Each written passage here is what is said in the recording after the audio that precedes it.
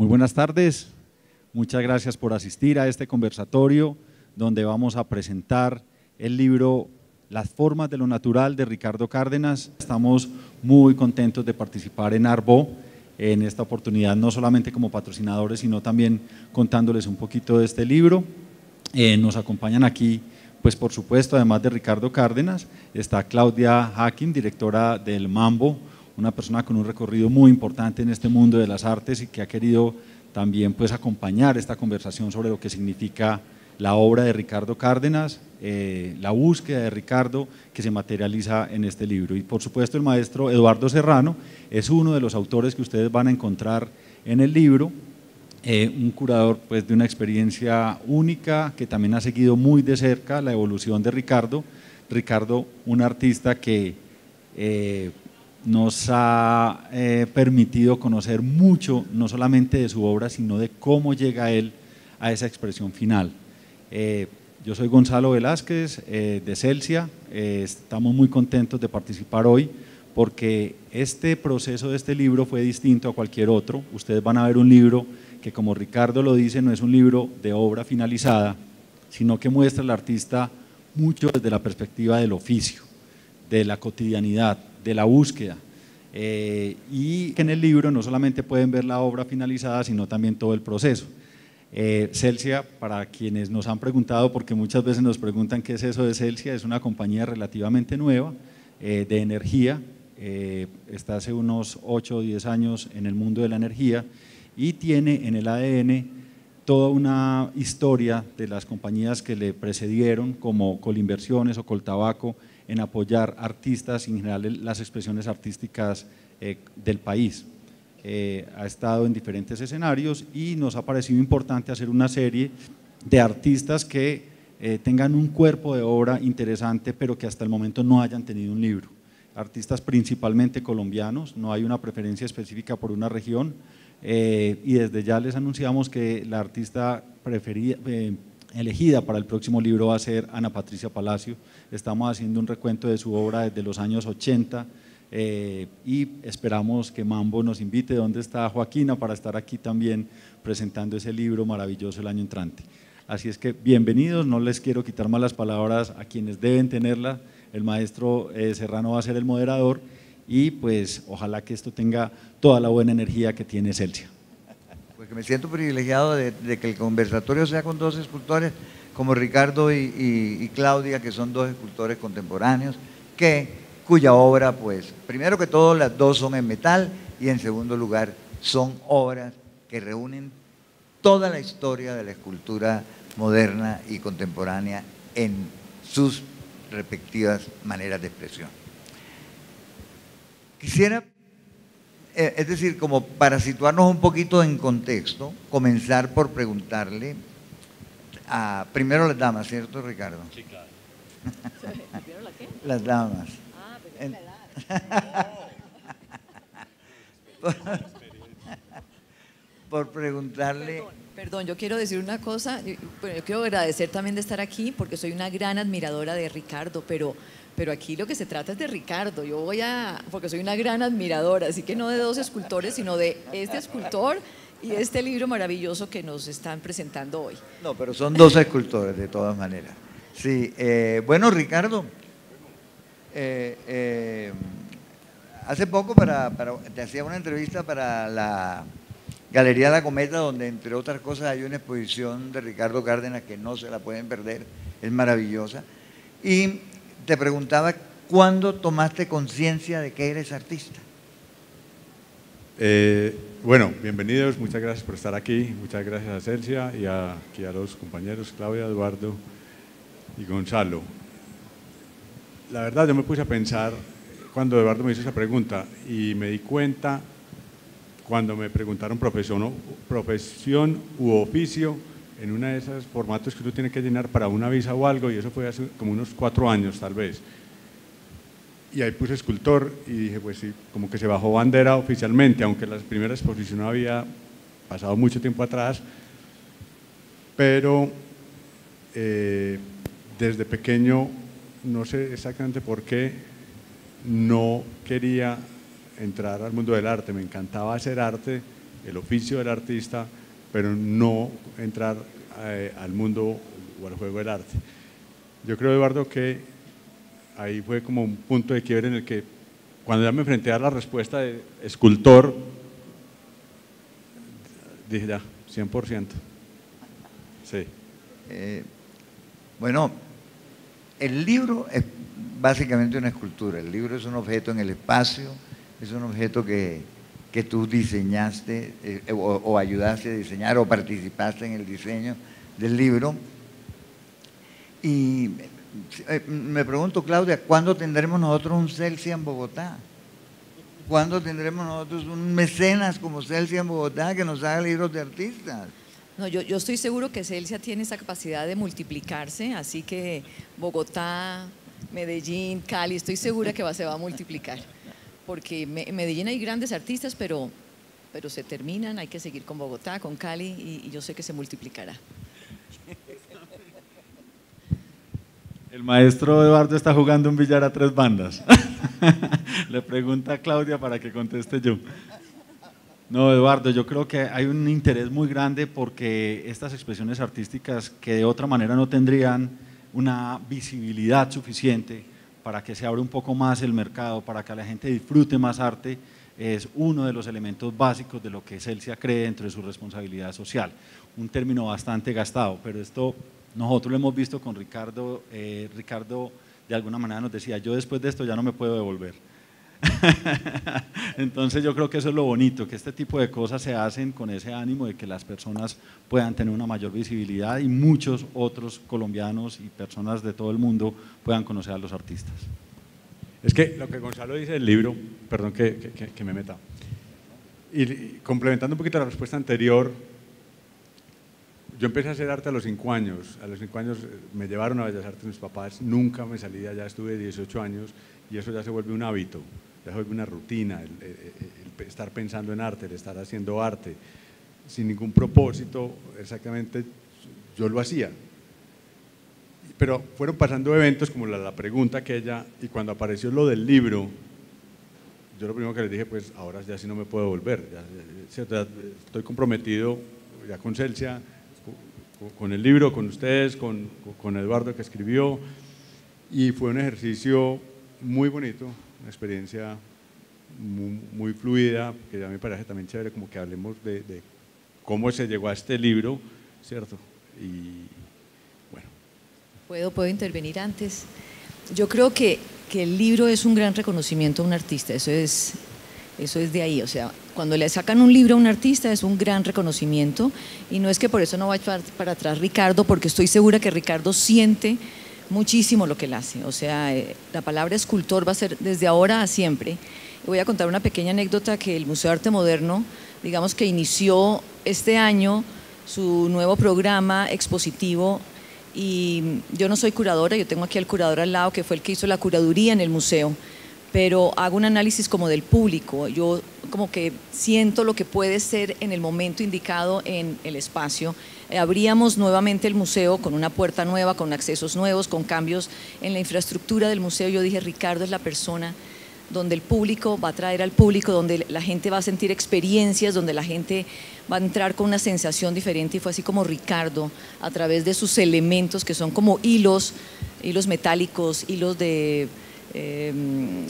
poliuretano, plásticos, tubos metálicos, tubos plásticos, fue creciendo con esta escultura de interior a exterior, y ve uno como esto numéricamente se va transformando esta escultura, va creciendo, y hicimos un espacio maravilloso en toda una calle donde la gente se sentía muy atraída a llegar, a entrar al museo, a tocarla, y creo que fue, si uno se pone a mirar en Instagram, de las esculturas y de los trabajos más fotografiados.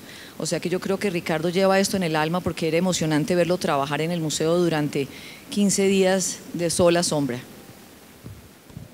Sí, esa experiencia del MAM fue un ejercicio muy bonito porque fue una cosa completamente espontánea, por más previa y plan que hubiéramos hecho, visitando el espacio y conociendo pues la dimensionalidad del museo, todo se resolvió allí, todo lo comenzamos a resolver de manera espontánea a medida que iba creciendo la obra y se iba solucionando de acuerdo a la escala humana y cómo circulaba la gente de la 26 ¿Cómo es esta? La calle pues, peatonal que cruza el museo.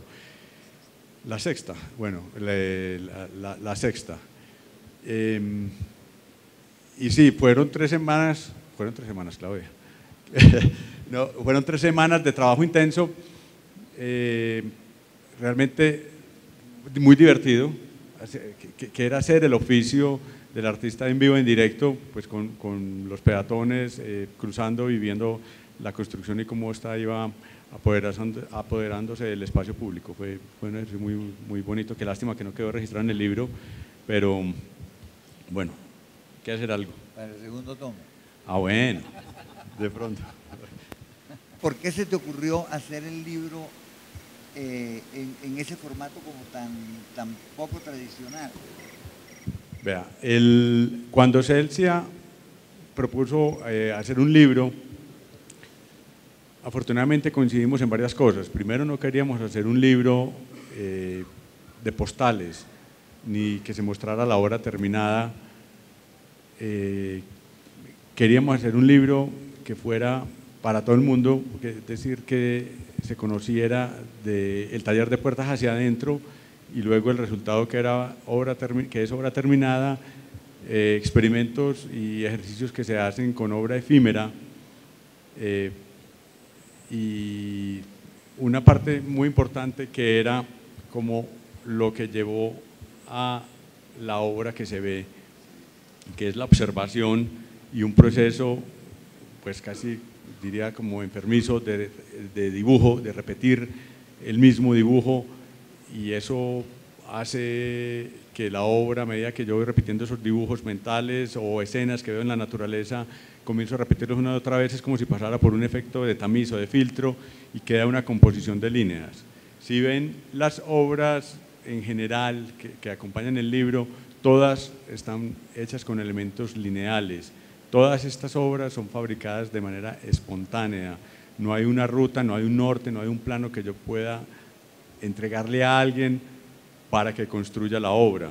Entonces, en el libro queríamos llevar todo eso, lo queríamos mostrar. Finalmente decidimos cómo partir el libro por capítulos, casi que por temas de obra, y cada capítulo va narrando desde ese proceso de imágenes que yo voy recolectando, pues, tomadas con el celular, luego el proceso de dibujos, luego prototipos, ejercicios, ensayo y error, y ya el resultado final de la obra.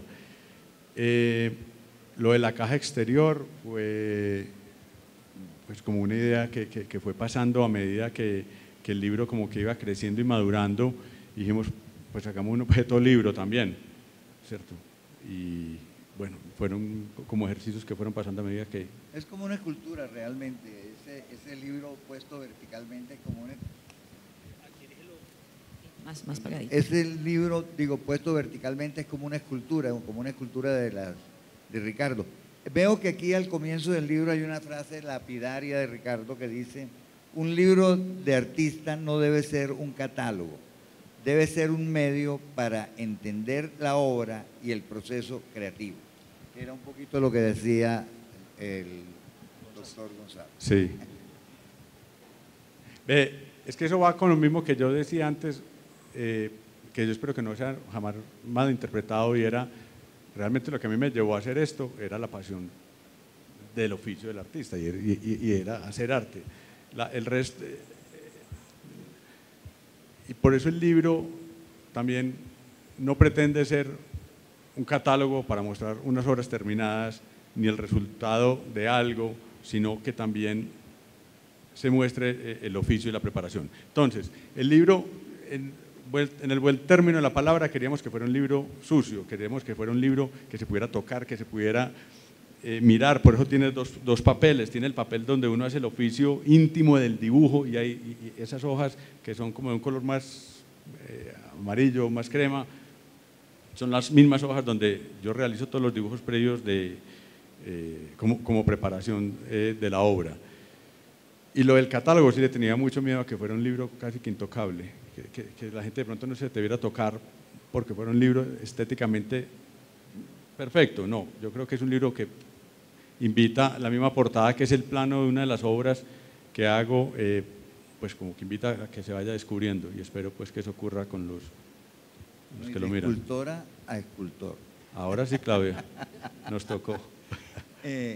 Claudia, ¿te parece que el material que usa Ricardo, el material efímero y el material permanente que usa Ricardo, hay una diferencia en el tratamiento del material? ¿Hay una diferencia en la aproximación a la escultura? Pero efímero, ¿estamos hablando de la manguera? De la manguera, sí. ¿De la manguera? ¿Dices aproximación a la escultura? Sí. Bueno, yo como diseñadora textil siempre usé la fibra y siento que la fibra sí es efímera definitivamente, pero la fibra, ya cuando tiene algún recubrimiento, otro cambio, como puede ser la manguera, este elemento plástico, ya es una cosa que se conserva, puede que el clima le cambie lo que es la apariencia y se ensucie y todas esas cosas, pero yo pienso que las obras de Ricardo en los materiales que él usa no son efímeras, definitivamente no son efímeras, sentiría yo. ¿Tú sientes que sí son efímeras? No, pues la manguera y las instalaciones. Yo lo que pues, siento que son transportables. Yo creo que lo que hace Ricardo es que él hace una obra y son fáciles de transportar. Son elementos modulares que uno encierra, guarda, transporta, los lleva a otro lado, los instala, los lava, vuelve, los instala. Pues eso lo sentí yo con la exposición del museo. Una exposición que yo no sé cuántos metros de manguera tuvo, donde después simplemente se desbarató, se desarmó porque tenía un sistema de sunchos muy interesante de que iba a ir uniendo y eso se guardó y se transportó. Yo no sé si se volvió a usar o no, pero eso yo lo que siento es que efímera todo depende, porque también la historia de la escultura cuando uno la pone afuera se empieza a ensuciar, se empieza a llenar un poquito de escarcha, de cosas, pero esa es la historia de una escultura. Entonces yo sentiría que no es tan efímera. Bueno, en fin, yo he hablado. Pero tú eres bastante, el gran curador que conoce mucho la obra. No, es efímera porque se daña con el tiempo, es decir, no dura mucho tiempo, digamos. Pero ninguna obra dura mucho tiempo. Hasta el metal se va corroyendo, se cambia de color, se oxida. Pero yo lo que siento es que la obra tiene un valor increíble. O sea, hasta un valor estético, así como dices del libro, el valor estético de la obra es impresionante. De verdad, es que la manera de la soldadura, o sea, yo aprecio mucho lo que es la hechura, o sea, la manufactura de las obras, yo las aprecio muchísimo. Para mí la parte estética en una obra es muy importante y más en una escultura. Y la manufactura de Ricardo, siendo la soldadura mínima al suncho, al tornillo, la verdad es admirable esa labor manual. Así sea una, dos manos, pienso que uno lo transmite y eso es lo que se demuestra en la escultura. Porque es bueno establecer que Ricardo trabaja sus esculturas, él personalmente, él une cada tornillo, él une cada pedazo de alambre, él une cada platina de metal, él trabaja personalmente el material. Me pregunto, Ricardo, en ese trabajo tú pones, por un lado, mucha reflexión. Mientras trabajas, sí, te hace reflexionar mucho sobre la misma obra, sí, que estás produciendo. Y por el otro lado, ¿tú crees que transmite algo de eso que tú estás pensando? Creo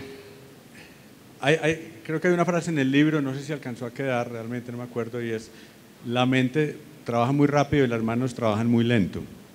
Los procesos creativos, cuando yo hago un nido o la manigua del museo, pues la mente va mucho más adelante y las manos procuran como alcanzar ese pensamiento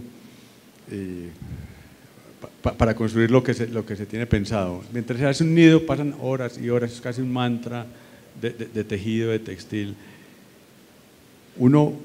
La mayor preocupación es que ese tiempo o la lentitud mientras uno va pegando, soldando, perforando o en fin, esos procesos que son un poco más lentos no hagan perder la parte, digamos, emocional de la obra o la forma como la obra se creó. Que yo creo que uno cuando dice esta idea así es porque hay como algo de una temperatura emocional y de conexión con la obra muy fuerte que si no se conserva durante la fabricación de la obra termina siendo un objeto frío, ¿cierto? Sin alma, sin eso que la hizo crear. Entonces esa parte sí me preocupa mucho en el proceso. Y procuro que eso que me hizo empezar esa obra se conserve durante todo el proceso. Un nido puede tomar 100 horas de trabajo, 120, 130 horas de trabajo, entonces hay que hacer cierto esfuerzo para que no se enfríe y no se pierda esa conexión con la idea. me quedé pensando en lo de los efímeros y no efímeros.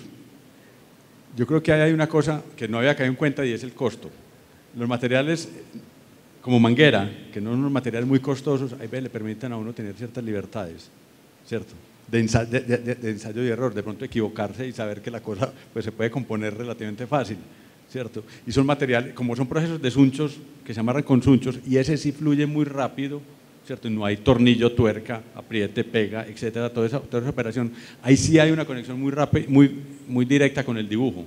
Ahí sí hay una conexión de esa mismo que me refería ahora, que es como la temperatura emocional cuando uno está dibujando, porque uno dibujando lo resuelve todo muy fácil y si no tira el papel a un lado y sigue con y pasa la hoja y sigue dibujando hasta que encuentra esa conexión con esa idea, pues que lo llevó a plasmar eso. Entonces lo de los efímeros y no efímeros, el ejercicio en la Manguera del museo me permitió tomarme demasiadas libertades y en el momento en que sentía que no era por ahí, descosa y recomponga y siga. ¿Cierto? Es que ahí yo pienso a veces que Ricardo no tiene límite, o sea, el límite es el espacio. Tal vez un nido que tiene que tener una proporción que él quiera, pero el límite de Ricardo en ese momento fue una pared que nos tocó frenar, y eso que la trató de sacar dentro de la pared.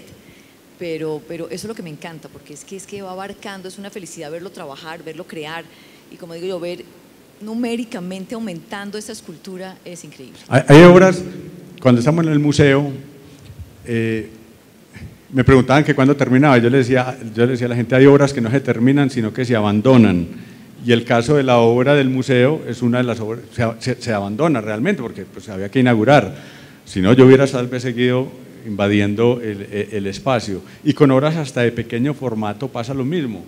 Hay veces abandonar una obra es muy difícil. Yo termino una obra y generalmente si es un encargo o algo que tiene cierta presión de tiempo, procuro dejarla en el taller unos días mientras madura, mientras yo la veo y la reviso y la repaso, y una cosa es luz de día, una cosa es luz con nubes, otra cosa es luz artificial, y la obra va cambiando y se vuelve casi una cosa dinámica, y hasta que ya tenga yo la tranquilidad, ¿cierto?, de que está el último elemento puesto, pues permito que la obra salga.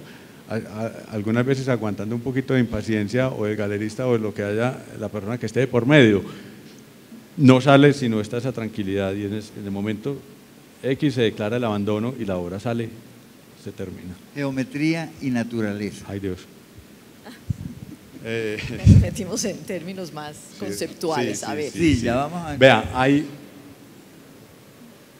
hay un punto de conexión que es innegable y es algo que le quedó a uno cuando estudió ingeniería civil.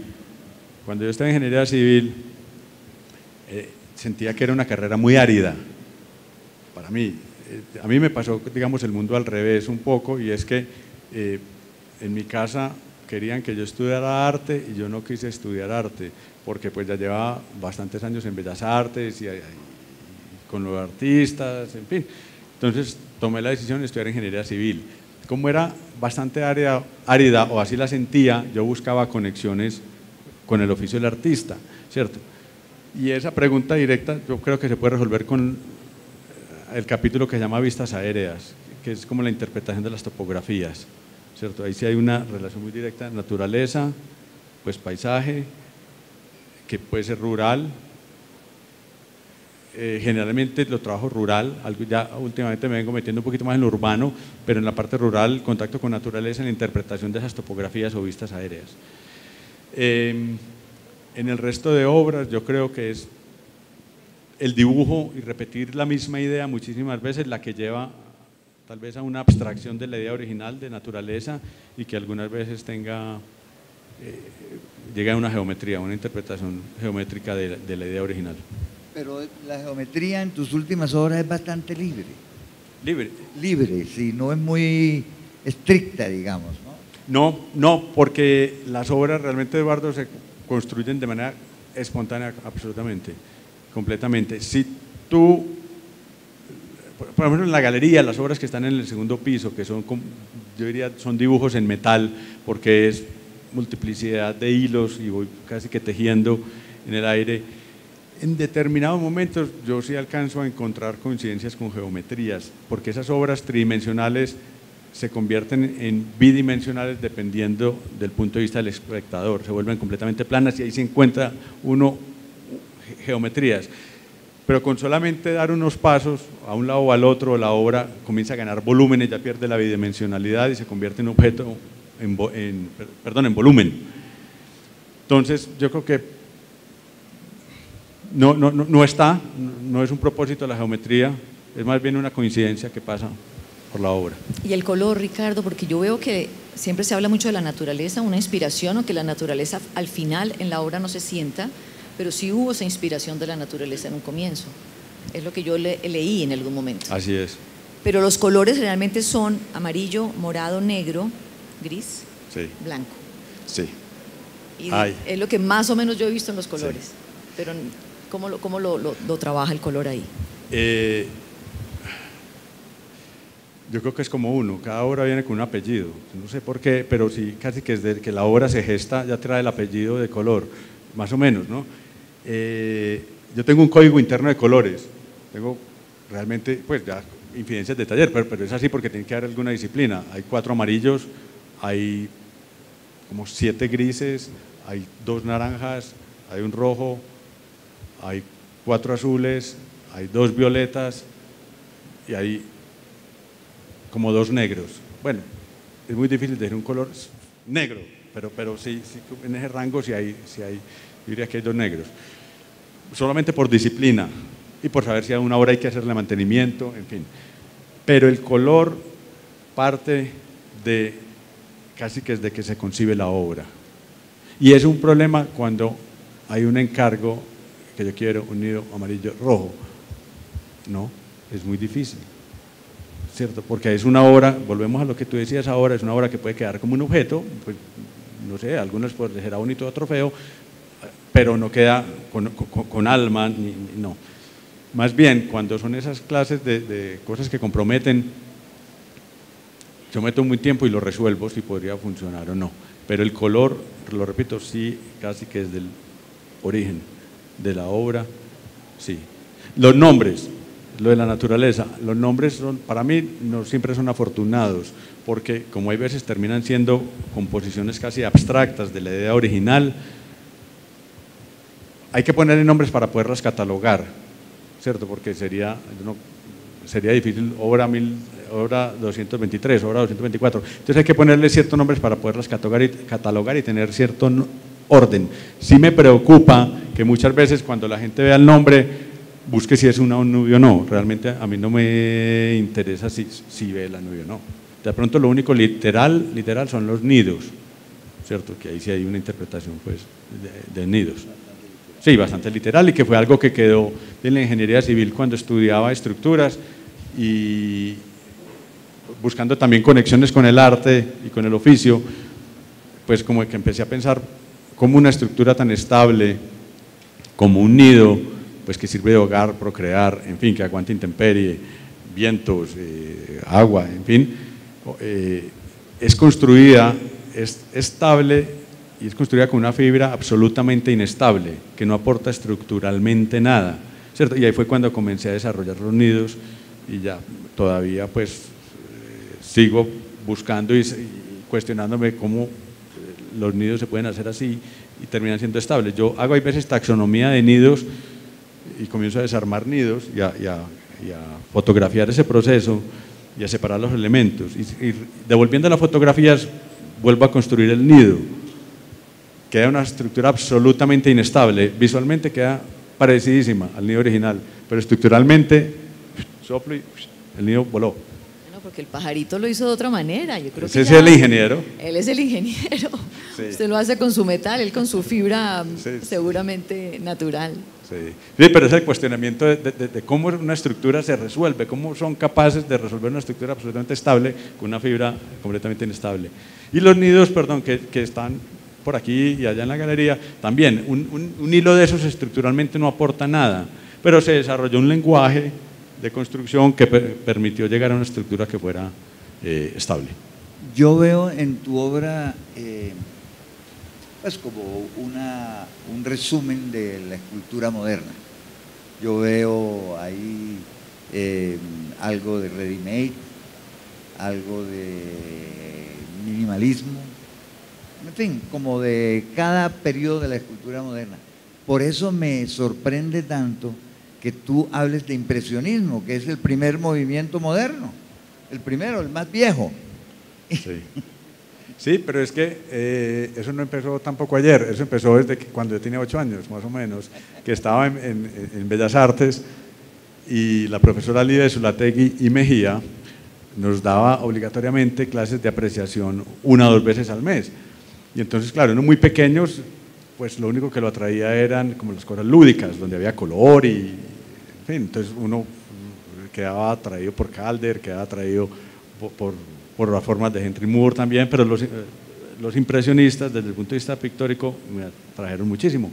Y el tiempo fue pasando y pues uno comienza a ver cuadros de impresionistas y esa atracción continuaba, y ya en algún momento me puse a estudiar orígenes del arte abstracto y ya habían pasado muchas cosas en la escena mundial de arte, ya se estaban precipitando cosas, pero llegaron estos hombres del impresionismo y sí sacudieron, yo considero, desde mi punto de vista, de una manera muy rápida, y precipitaron muchas cosas de no solamente cómo hacer, pero cómo mirar también el arte. Entonces esa idea quedó por ahí, le siguió dando vueltas hasta hace algunos años que tomé pues la decisión, dije, bueno, esto ya hay que hacer algo al respecto.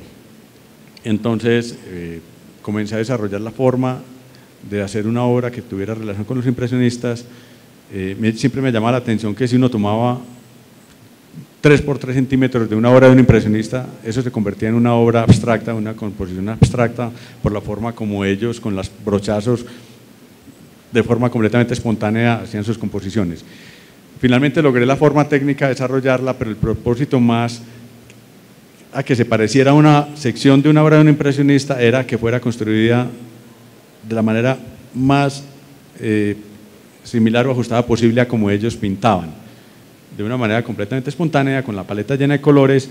Entonces yo, para hacer este tipo de obras, lo que hago es tener una opción, digamos, de paletas de metal, infinita cantidad, que me permiten doblar de una manera o de otra, con diferentes colores, con este código de colores que les comentaba, y la obra se construye igual, de manera completamente espontánea, y a medida que va creciendo voy resolviendo pues, balance visual, densidad, en fin.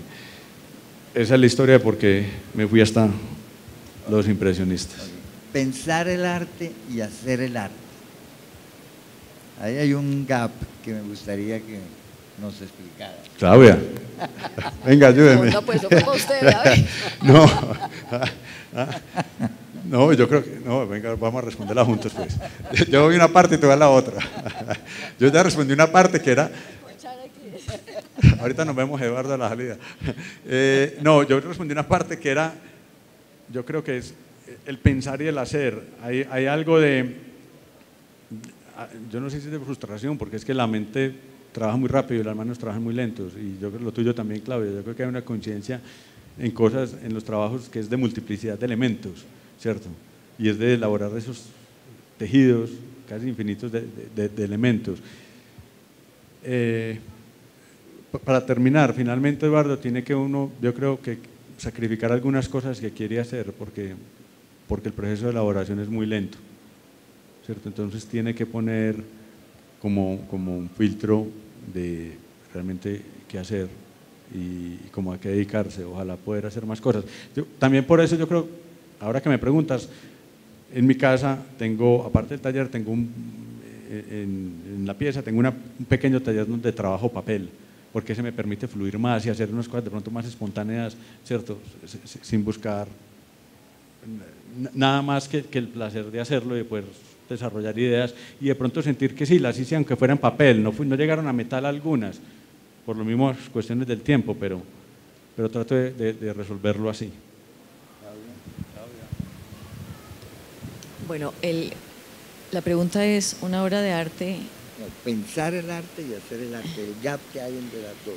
Es como dice Ricardo acerca de las manos. O sea, yo como diseñadora textil pienso muchísimo, no tengo el tiempo para hacerlo, que eso es el gap ahí entre pensar y hacerlo, porque me encantaría tener más tiempo para hacer mi obra de arte. Pero el gap se vuelve el tiempo, la verdad, es solamente el tiempo, porque el amor, la pasión la tiene uno definitivamente. y uno quisiera estar permanentemente en un taller realizando lo que uno hace. Pero cuando hay que distribuir el tiempo es cuando la obra de arte está concebida en la mente, a veces en el papel, porque yo no soy muy dibujante, yo soy muy de llegar a mi mesa de trabajo y encontrar todas las herramientas que yo quiero y empezar a armar, y en el momento de que ya termino de construirlo. Yo creo que ahí es donde está el gap que yo tengo para mí, es el tiempo. Ahora, yo siento que una obra de arte es cuando una obra de arte ya está finalmente concebida, la gente se acerca, la mira, la admira, y se hace preguntas, pero al lado está el contexto de lo que fue de pronto la obra de arte. Es como dice Ricardo, que a veces quisiera como que la gente no ponerle nombre a las obras de arte, pero a veces no se necesitan, a veces la misma estructura, la misma forma ya se siente que es un nido. Pero hay gente que necesita ese nombre o esa pequeña explicación para meterse en contexto. Pues es que obra de arte se vuelve muy subjetivo, no sé, es muy subjetivo. Hay tantas maneras de ver cada uno. Yo creo que aquí en la feria pues tenemos tantas maneras de ver el arte y de pensar el arte. Bueno, esto es un conversatorio y está el maestro Cárdenas abierto a las preguntas del público que les gustaría saber sobre su trabajo, sobre su obra, en fin. Yo trabajo cercano un poquito al grupo Celsia.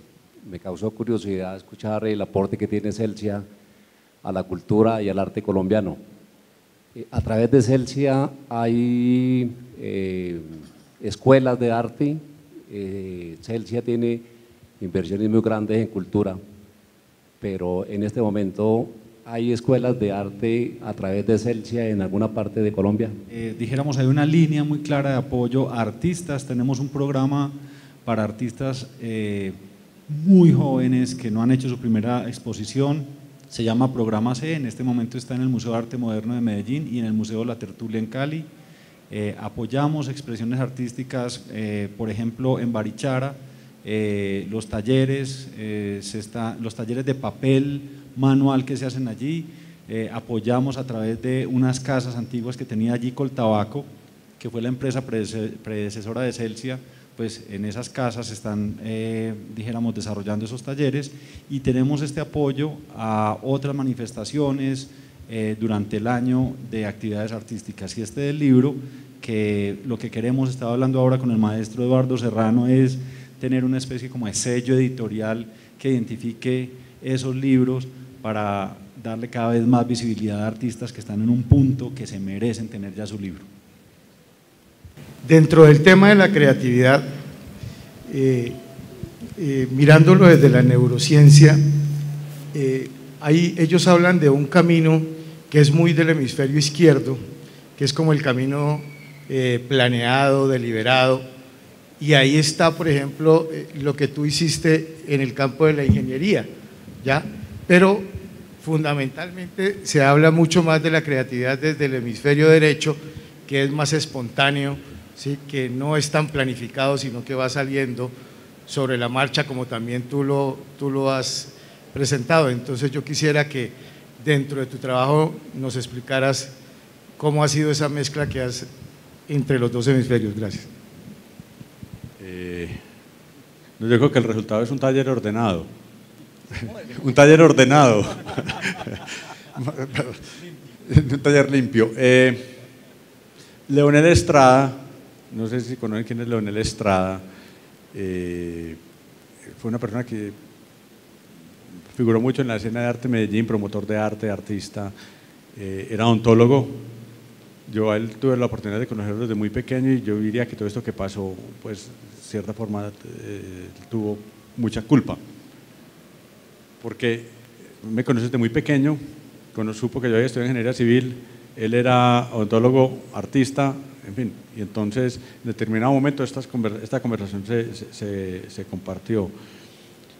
El aporte en la ingeniería ha sido muy importante para todo lo que es cálculo estructural, etc. Ya debemos terminar, listo. Cálculo estructural, todo lo que acompaña una obra desde el punto de vista de estructura. Finalmente se amalgaman las dos cosas. Diferenciarlas hay veces ya termina difícil, porque desde que la obra se concibe ya tiene una estructura y ya debe tener un componente estructural de cómo se resuelve. hoy en día no creo que pueda decir esto se hizo porque está la ingeniería y esto se hizo porque está el arte, ¿no? Terminan siendo amalgamadas completamente. Sí. Perdón, pero el tiempo creo que… No, yo quería solamente, quiero de verdad agradecerle a Celsia, creo que esta iniciativa es maravillosa, los felicito. Para nosotros como artistas o gestores o directores, tener una pieza de arte como esta, más con un libro y una instrucción, de verdad que los felicito que hayan tomado esta iniciativa y que pues se continúe como se dice. Yo también, Gracias. agradecer. Necesitamos Celsia en Bogotá, acuérdense, Sí. doctor, no se le olvide. Muchas gracias, Celsia, de verdad. Muy gracias.